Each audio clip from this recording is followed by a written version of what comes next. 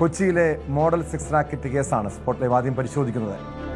കേസിൽ ഗുണ്ടാ സംഘങ്ങളെ ചോദ്യം ചെയ്യാൻ ഒരുങ്ങുകയാണ് പോലീസ്. പരാതിക്കാരിയെ ഭീഷണിപ്പെടുത്തിയ സംഭവത്തിന്റെ പശ്ചാത്തലത്തിലാണ് നടപടി.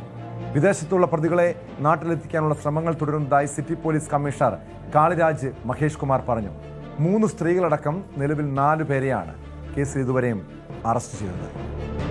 ഇല്ല, ആ കേസിൽ നമുക്ക് എവിഡൻസ് ഇപ്പോൾ നമുക്ക് അറിഞ്ഞതാണ്. മറ്റേ 2 ആൾക്കാർ പുറത്തുമുണ്ട്. സോ അവരെ നമുക്ക് കൊണ്ടുവരാൻ ശ്രമം നടത്തുന്നുണ്ട്. പിന്നെ അവരും they are also trying to കുറച്ച് സോഷ്യൽ മീഡിയ പോസ്റ്റൊക്കെ ഇട്ടിട്ടുണ്ട്. സോ അത് അവരുടെ ഭാഗമായിട്ട് പറയരുതാണ്. ബട്ട് അന്വേഷണത്തിന് ഒരിക്കലും ബാധിക്കില്ല.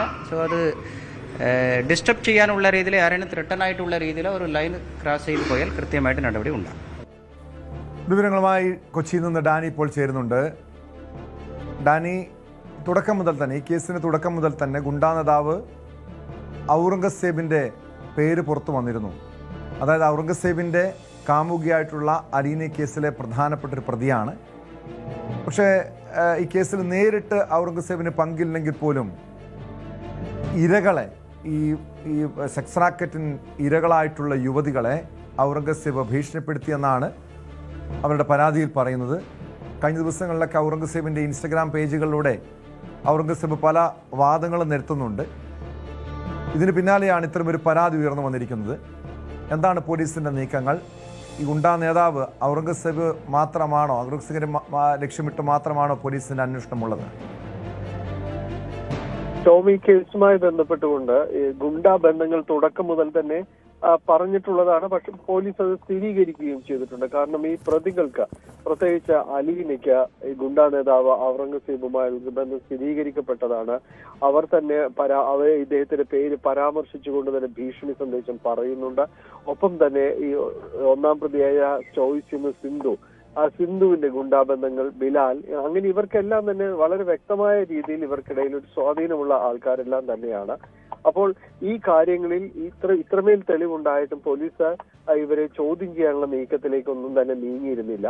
അതിനൊടുവിലാണ് ഇപ്പോൾ പരാതിക്കാരി തന്നെ ഇപ്പോൾ പോലീസിനെ സമീപിച്ചിരിക്കുന്നു, തന്നെ ഭീഷണിപ്പെടുത്തിയിരിക്കുന്നു. മറ്റൊരാളുടെ ഫോണിൽ വിളിച്ചു പറഞ്ഞ് ഇവരോട് പരാതി പിൻവലിക്കണം, അല്ലെങ്കിൽ ജീവന് തന്നെ ഭീഷണിയാണ് എന്ന രീതിയിൽ ഔറംഗസേബിന്റെ തന്നെ പേര് പരാമർശിച്ചുകൊണ്ട് തന്നെ പരാതി അടക്കം നൽകിയിരിക്കുന്നു. പക്ഷെ ഇതിലൊരു തുടർ നടപടികൾ ഉണ്ടായിട്ടില്ല എന്നത് കൂടി നമ്മൾ ശ്രദ്ധിക്കേണ്ടതുണ്ട്. അതായത് ഈ ഔറംഗസേബിനെ ചോദ്യം ചെയ്യാനുള്ള ഒരു ഘട്ടത്തിലേക്കൊന്നും പോലീസ് നീങ്ങിയിട്ടില്ല. പക്ഷെ അടുത്തൊരു നീക്കം അതായിരിക്കും എന്ന സൂചനകളുണ്ട്. പോലീസ് ഇപ്പോഴും പറയുന്നത് 2 പ്രതികൾ കൂടി പിടികൂടാനുണ്ട്. അവർ ദുബായിലാണ് ഉള്ളത്. അവരെ നാട്ടിലെത്തിക്കുവാനുള്ള ശ്രമങ്ങൾ തുടരുകയാണ്. അതിനുശേഷം മറ്റു നടപടികൾ ഉണ്ടാകുമെന്ന് പറയുന്നു. ഈ കേസിൽ ഇപ്പോൾ സംഭവിക്കുന്നത് ഒരു ചെറിയ രീതിയിലെങ്കിലും ഒരു മെല്ലപ്പോക്ക് അനുഭവപ്പെടുന്നു എന്ന് തന്നെ പറയാം. കാരണം ഒരു അന്താരാഷ്ട്ര മാനങ്ങളുള്ള ഒരു കേസ് എന്ന് പോലീസ് തന്നെ പറഞ്ഞൊരു സംഭവമാണിത്. കൂടുതൽ പരാതിക്കാരുണ്ടാകും, കൂടുതൽ ഇരകൾ ഉണ്ടാകും, കൂടുതൽ പ്രതികൾ ഉണ്ടാകുമെന്ന് പറഞ്ഞെടുത്ത് നിന്ന് ഒരു ഘട്ടത്തിൽ പോലും അങ്ങനെ ഒരു ഇപ്പോൾ ആദ്യം അറസ്റ്റ് ചെയ്ത 4 പേരിൽ നിന്ന് പിന്നീട് മുന്നോട്ട് പോകാനായിട്ട് പോലീസിന് കഴിഞ്ഞിട്ടുമില്ല എന്നതാണ്. അതിനിടയിൽ പുതിയ പരാതികൾ വന്നിരിക്കുന്നു. ഇപ്പോൾ പുതിയ പരാതികൾ, ആദ്യ പരാതിക്കാരി ഇപ്പോൾ നൽകിയിരിക്കുന്ന ഒരു പരാതി മാത്രമാണ് വന്നിരിക്കുന്നത്. പുതിയ പരാതിക്കാർ വരാത്തതിന്റെ ഒരു കാരണമായിട്ട് പോലീസിന് തന്നെ സംശയം, ഇതുപോലുള്ള ഭീഷണികൾ അവർക്ക് നേരെയും ഉണ്ടായിട്ടുണ്ടാകാം എന്നൊരു സംശയവും നിഗമനവും എല്ലാമാണ് പോലീസിന് നിലവിലുള്ളത്. അപ്പോൾ അതുമായി ബന്ധപ്പെട്ടുകൊണ്ടുകൂടി അന്വേഷണം നടക്കേണ്ടതുണ്ട്. മനസ്സിലാക്കുന്നതനുസരിച്ച് വൈകാതെ ഇത്തരം ഗുണ്ടാ സംഘങ്ങളുമായുള്ള ബന്ധത്തെക്കുറിച്ചും അവർക്ക് ഈ കേസിലുള്ള സ്വാധീനത്തെക്കുറിച്ചും എല്ലാം വൈകാതെ തന്നെ പോലീസിന്റെ ഒരു അന്വേഷണം ഉണ്ടായേക്കും. ചോദ്യം ചെയ്യലടക്കമുള്ള നടപടികൾ ഉണ്ടാകുമെന്ന് തന്നെയാണ് പ്രതീക്ഷിക്കപ്പെടുകയും ചെയ്യുന്നത്. കാരണം ഒരു പരാതിക്കാരിയെ, ഒരു ഇരയെ ഇങ്ങനെ ഭീഷണിപ്പെടുത്തുന്നത് ഒരു ചെറിയ കുറ്റവുമല്ല. അത് തീർച്ചയായും തന്നെ ചോദ്യം ചെയ്യപ്പെടുന്ന പോലീസ് നടപടികളടക്കം അത് നേരിടേണ്ടതുമാണ്. നേരിട്ടുള്ള ബന്ധമോ അല്ല എങ്കിൽ കൂടിയും ഇവർക്ക് ഈ കേസിൽ എന്താണ് പങ്കാളിത്തം, എന്തുകൊണ്ടാണ് ഇരയോട് പരാതി പിൻവലിക്കാൻ ആവശ്യപ്പെടുന്നത്, ഇതടക്കം സ്ഥിരീകരിക്കപ്പെടേണ്ടതുണ്ട്. ഇയാൾ തന്നെയാണ് വിളിച്ചതെന്നടക്കമുള്ള കാര്യങ്ങൾ സ്ഥിരീകരിക്കപ്പെടേണ്ടതുണ്ട്. അപ്പോൾ അത്തരം കാര്യങ്ങളിൽ പോലീസ് വൈകാതെ ഒരു അന്വേഷണത്തിലേക്ക് കടന്നേക്കുമെന്ന് തന്നെയാണ് മനസ്സിലാക്കുന്നത്. ടോം.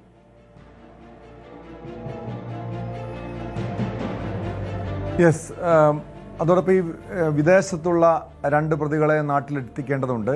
അത് കേന്ദ്രീകരിച്ചുള്ള അന്വേഷണം എങ്ങനെയാണ്? മാത്രമല്ല, ഇത് കൂടുതൽ പേർ പരാതിയുമായി ഇതുവരെയും പോലീസിനെ സമീപിച്ചിട്ടില്ലല്ലോ. നിലവിൽ എത്ര പേർ ഇരകളായിട്ടുണ്ടെന്നാണ് പറയപ്പെടുന്നത്?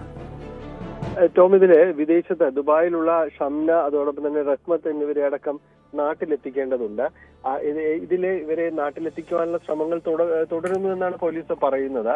ഏതായാലും അത് ഒരു ഭാഗത്ത് നടക്കുമ്പോൾ തന്നെ അവര് പറയുന്നത് അവരും ഇരകളാണ് എന്ന രീതിയിലെല്ലാം തന്നെ അവരും പറയുന്നുണ്ട്. അപ്പൊ ഇതിലൊരു ആശയക്കുഴപ്പങ്ങൾ നിലനിൽക്കുന്നുണ്ട്. പക്ഷെ അവർ പ്രതികളാണ് എന്ന് പോലീസ് ഉറപ്പിക്കുന്നു. അത് ഇവരുടെ മൊഴികളുടെ തിരിച്ചു വന്ന ഇവരുടെ ഈ പരാതിക്കാരുടെ മൊഴികളുടെ അടിസ്ഥാനത്തിലാണ് ഇതെല്ലാം തന്നെ ഉറപ്പിക്കുകയും ചെയ്യുന്നത്.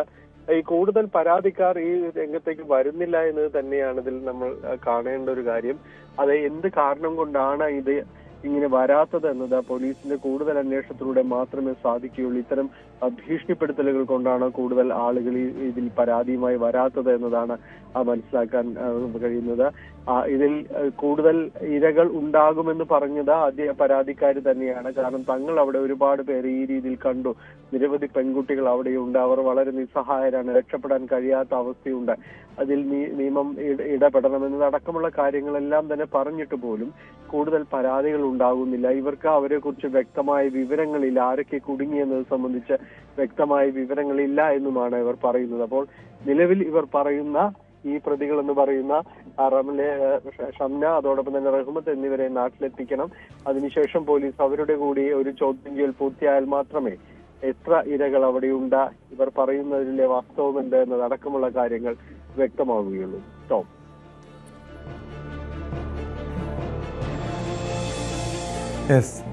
വ്യക്തമാണ്. ഡാനി പോളാണ് വിവരങ്ങൾ നൽകി. എന്തായാലും ഈ മോഡലിംഗിന്റെ മറവിലുള്ള സെക്സ് റാക്കറ്റ് കേസിൽ അന്വേഷണം ഊർജിതമാക്കിയിരിക്കുകയാണ് പോലീസ്. കൊച്ചിയിലെ ഗുണ്ടാ സംഘങ്ങളിലേക്കും അന്വേഷണം നീങ്ങുന്നുണ്ട്. ഇവർ ഏത് രീതിയിലാണ് ഈ കേസിൽ ഇടപെട്ടിട്ടുള്ളത്, ഭീഷണിപ്പെടുത്തുക മാത്രമാണോ, മറ്റേതെങ്കിലും രീതിയിലുള്ള പങ്കുണ്ടോ തുടങ്ങിയ കാര്യങ്ങളിലാണ് പ്രധാനമായും അന്വേഷണം നടക്കുന്നത്. കൂടുതൽ വാർത്തകൾക്ക് news 18 Keralam YouTube channel subscribe ചെയ്യുക.